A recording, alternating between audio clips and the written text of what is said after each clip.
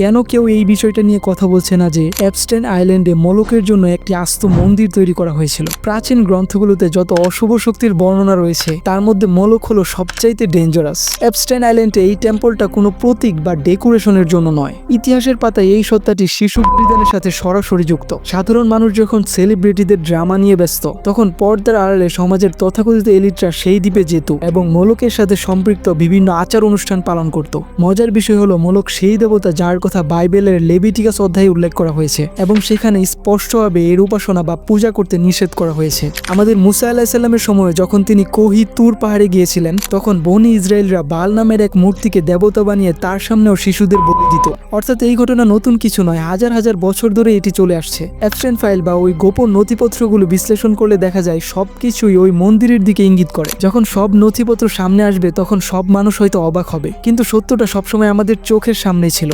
ওই দ্বীপটা কেবল অপরাধের জায়গা ছিল না, সেটি ছিল একটি অশুভ উপাসনালয়। যারা সেখানে যেত তারা খুব ভালো করে জানতো তারা কার উপাসনা করছে।